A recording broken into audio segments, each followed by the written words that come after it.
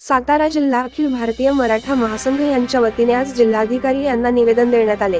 3 जानेवारी 2024 रोजी नायगाव तालुका खंडाळा या ठिकाणी सावित्रीबाई फुले यांच्या जयंतीनिमित्त छगन भुजबळ येत आहेत।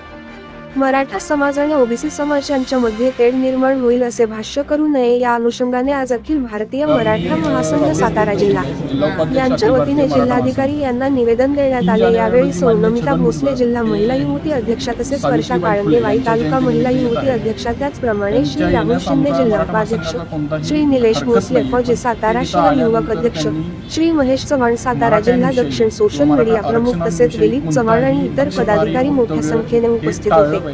श्री अनिल करंदकर सोशल मीडिया प्रमुख अखिल भारतीय मराठा महासंघ सातारा जिल्हा न्यूज मराठी लाईव्ह सातारा।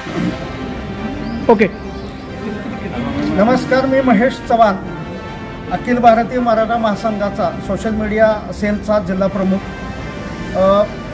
ओबीसीचे नेते म्हणवणारे छगन भुजबळ यांनी यापूर्वीही मराठा आरक्षणावरून मराठा समाज आणि ओबीसी समाजामध्ये तेढ निर्माण होईल अशा प्रकारचं भाष्य केलेलं आहे।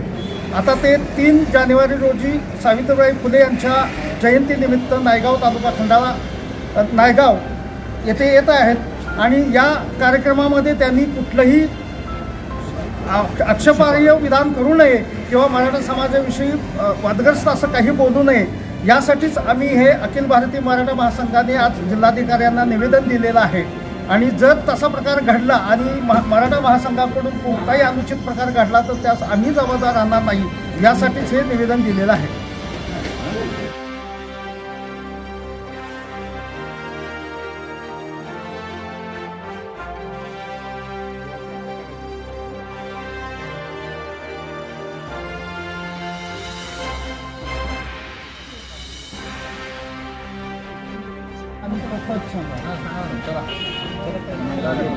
मराठा महासंघाचे जिल्हाध्यक्ष होते।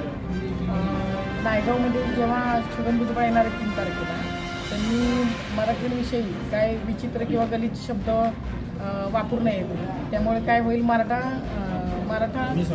दोन्ही समाजात तेढ निर्माण होईल आणि मराठ्यांचा रोष पण त्यांना पत्करावा लागेल। त्यासाठी आम्ही निवेदन देतोय ऑफिस।